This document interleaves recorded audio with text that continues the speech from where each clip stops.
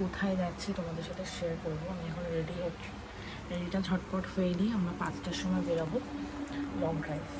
তো পুরো ভিডিওটা দেখতে থাকো, আর নতুন মানুষ হয়ে থাকতে সাবস্ক্রাইব। আমি ঘুম থেকে উঠে স্নান করে রেডি হয়ে নিয়েছি। আমি তোমাদের সাথে আউটফিটটা শেয়ার করলাম। এখন জাস্ট একটা ক্যাজুয়াল ড্রেস পরেই যাবো, ওখানে গিয়ে হোটেল নিয়ে চেঞ্জ করে নেবো। আমরা বেরিয়ে পড়বো।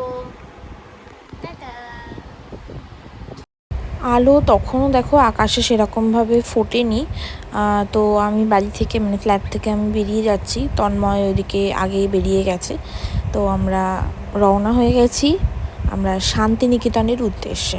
তো আমরা শান্তিনিকেতনে ঢোকার আগে আমরা আগে যাব হচ্ছে মা কঙ্কালীতলার ওখানে মন্দির দর্শন করতে।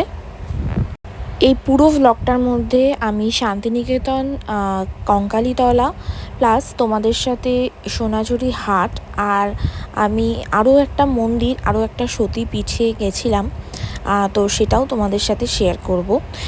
আমি এবার দর্শন করেছি প্রথমবার, তো তোমাদের সাথে সেটাও শেয়ার করব। পুরো ভিডিওটা দেখতে থাকো আর এনজয় করতে থাকো।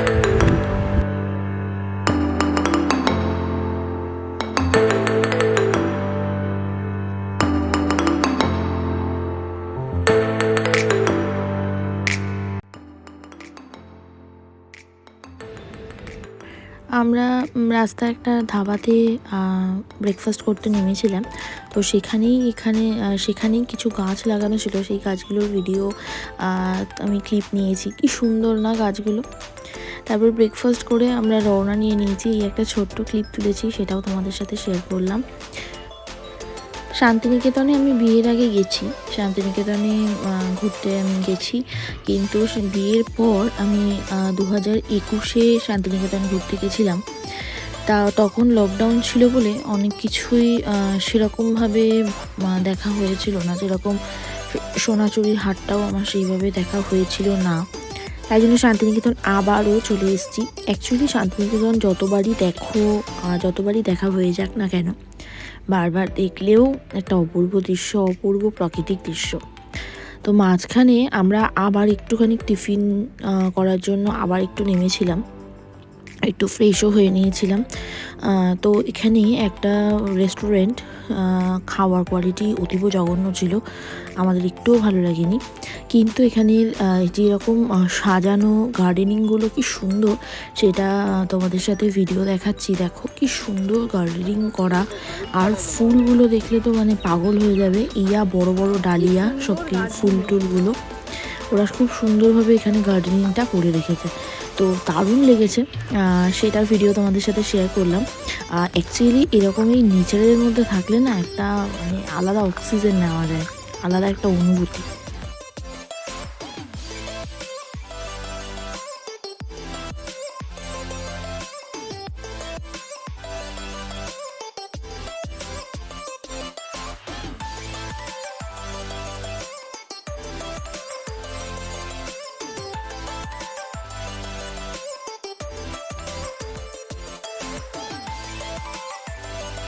আমরা পৌঁছে গেছি কঙ্কালীতলায়। তো আমি অনেক ছোটোবেলায় কঙ্কালীতলায় এসেছি, আমি বহু বছর পর কঙ্কালীতলায় এসেছি। এখন পুরোপুরি চেঞ্জ। আগে এত মন্দির বা মায়ের মন্দিরটাও এত সুন্দর কনস্ট্রাকশন ছিল না। তো আমি অনেক দিন পর মানে বহু বছর পর আমি এলাম সেকেন্ড টাইম কঙ্কালীতলায় মায়ের দর্শন করতে। খুব সুন্দরভাবে মানে মন্দিরটাকে সাজিয়ে তুলেছে। পাশে বজরংবলীর মন্দির ছিল, শিব মন্দির ছিল, আর এই পুকুরটার মধ্যেই তো মায়ের কঙ্কাল মানে সতীর কঙ্কাল পড়েছিল, তার জন্যই এটা কঙ্কালীতলা, সতীপীঠের একটা পীঠ। তো দর্শন করে তো অসম্ভব মনে শান্তি লেগেছে। তো আমরা আশেপাশটা চারদিকে ঘুরে বেড়াচ্ছিলাম। এত শান্ত আর ঠান্ডা, মানে এতটা গরমের মধ্যেও এই গাছগাছালির জন্য এতটা ঠান্ডা পরিবেশটা ছিল। তো ঘুরে বেড়াতে খুব ভালো লাগছিলো, তাই আমরা দুজনে মিলে একটু ঘুরে বেড়াচ্ছিলাম। কি সুন্দর ফুলের তো দেখতে দেখতে আমরা পৌঁছে গেছি আমাদের হোটেলে। আমরা একটা হোটেল নিয়েছি। আমরা যেদিন গেছি সেদিনই ফিরে এসেছি, বাট একটা হোটেল নেওয়ার কারণ হচ্ছে একটু ফ্রেশ হয়ে একটু চেঞ্জ করে নেব। তো ওদের কমপ্লিমেন্টারি একটা ব্রেকফাস্ট দিয়েছিল, তো ব্রেকফাস্ট খেয়ে নিয়েছি। ব্রেকফাস্ট খেয়ে নিয়ে আমরা স্নান করে টোরে নিয়ে আমি আগে রেডি হতে শুরু করে দিয়েছি। তো হোটেলটা তোমাদের সাথে একটু শেয়ার করে নিলাম। অগোছালো হয়ে আছে ঘরটা, তো পুরোটাদের শেয়ার করতে পারলাম না। সুন্দর একটা ব্যালকনিও আমাদের সাথে শেয়ার দিয়েছিল। তো ব্যালকনিটা অনেকটা বড়, আর বাইরেটাও তোমাদেরকে দেখাচ্ছি। ভিডিওর লাস্টে আমি হোটেলের নাম আর হোটেলের সব কিছু দিয়ে দেবো। গেছি সোনাঝুরি হাটে যাওয়ার জন্য। আমরা একদম সোনাঝুরি হাটের পাশেই আছি। হোটেলের ডিটেলসটা তোমাদের সাথে আমি শেয়ার করে দেব। তো আমার পুরো আউটফিটটা আমি দেখাতে পারছি কিনা জানি না। এই যে গরমেতে ভেবেছিলাম শাড়ি পরবো, তো গরমেতে শাড়ি পরাটা খুব প্রবলেমেটিক হয়ে যাবে।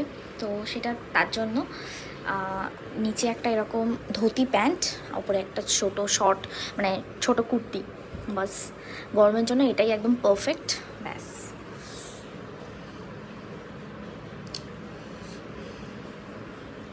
সবাই বলো কেমন লাগছে আমাকে। তন্ময় এদিকে স্নান করছে, তন্ময় রেডি হয়ে নিয়ে তারপরে আমরা চলে যাব সোনাঝুরির হাটে।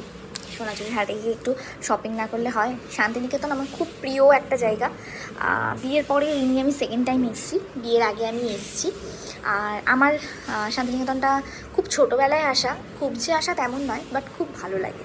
প্রকৃতিটা আজও আছে সেটা মনে হয় শান্তিনিকেতনে, প্রচুর গাছ, প্রচুর কিছু, তো ভালো লাগে। তো সোনাঝুরির হাটের ভিডিও তোমাদের সাথে আমি শেয়ার করব, সেটা দেখার জন্য পুরো ভিডিওটা তো দেখতে হবে। তো চলো দেখতে থাকো।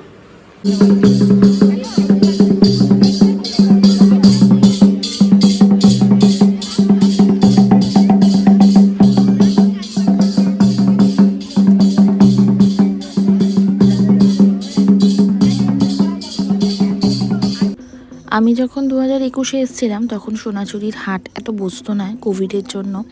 তো আমরা সোমবার দিন, ঈদের দিন এসেছিলাম, তো সেই দিন হয়তো ছুটির জন্য হয়তো এতটা বেশি বসেছে। জানি না আমি অ্যাকচুয়ালি কোন দিন বসে, শুনেছি রবিবারটা অনেক বসে। তো আজকে আমরা গেছিলাম সোমবার দিনকা, তো আমরাও অনেক বসে দেখেছি। তো এখানে একটু আখের রস খাচ্ছিলাম, আর ওদিকে আমার কেনাকাটি কিছুটা হয়েছে। কিছুটা বলতে ওই বাবা মাদের জন্য একটু নিয়ে যাওয়া, আর আমার আর তন্ময়ের একটু কিছু কেনা। তো তারপর আমরা লাঞ্চ করতে গেছিলাম রামশ্যাম রিসর্টে। ওখানে ভেতরে হচ্ছে আমরা লাঞ্চের জন্য গেছিলাম। তো ভেতরটা এত সুন্দর সাজানো, আমার তো অসাধারণ লেগেছে। সব থেকে ভালো লেগেছে এখানে একটা সুইমিং পুল ছিল, খুবই সুন্দর ভেতরটা। মানে কেউ যদি এই হোটেলটা বুক করে নেয়, আগে থেকে নিতে হবে, কজ এখানে খুব ডিম্যান্ডিং এটা। তো সেটা তারা মানে একদম সুন্দর ভেতরটাতে এনজয় করতে পারবে, কোনো অসুবিধা নেই। তো আমরা নিয়ে নিয়েছিলাম ভেজ থালি, সাথে মাটনটা পরে দিয়েছিল, তার জন্য আমি মাটনটার এই একসাথে ক্লিপটা নিতে পারিনি। রান্না যথেষ্ট ভালো ছিল, নর্মাল ঘরোয়া বাড়ির রান্নার মতনই। তারপরে মাটনটাও ভালো ছিল, খুব হেভি তোমার মশলা ফশলা দিয়ে নয়, বাট ভালো ছিল। তো আমরা যেই হোটেলটাতে ছিলাম সেই হোটেলটা হচ্ছে কৃষ্ণা রিসর্ট। কৃষ্ণা কি বেশ রিসর্ট, তোমরা অবশ্যই দেখলেই বুঝতে পারবে। অ্যাকচুয়ালি সোনাঝুরির হাটে মানে রামশ্যামে ঢোকার যে ফার্স্ট গলিটা, সেই গলি দিয়ে ঢুকতে গেলেই বাহাতে এই হোটেলটা পড়বে। তোমাদের যদি হোটেলের ডিটেলস লাগে তো তোমরা অবশ্যই আমাকে কমেন্ট সেকশনে জানিও। আমরা এসি রুমে ছিলাম, এসি রুমে আমাদের হোটেলের ভাড়া নিয়েছিল 2000 টাকা, প্লাস ব্রেকফাস্ট আমাদের কমপ্লিমেন্টারি ছিল। তো হোটেলটা খুবই ভালো ছিল, সাথে একটা ব্যালকানিও ছিল। তো হোটেলের রিভিউ আমাদের কাছে যথেষ্ট ভালো আছে। অ্যাকচুয়ালি হোটেলের মধ্যে এই গাছগুলো ছিল, অ্যাকচুয়ালি জবা গাছটা দেখে এত ভালো লাগলো, তো ভিডিও তখন করছিলাম। তো এবার আমরা বেরিয়ে পড়বো। আমরা 5টার সময় বেরিয়ে পড়েছি। এবার 5টার সময় আমরা বেরিয়ে পড়েছিলাম, আমরা মা ফুল্লরা মায়ের কাছে আমরা দর্শনের জন্য চলে এসেছিলাম।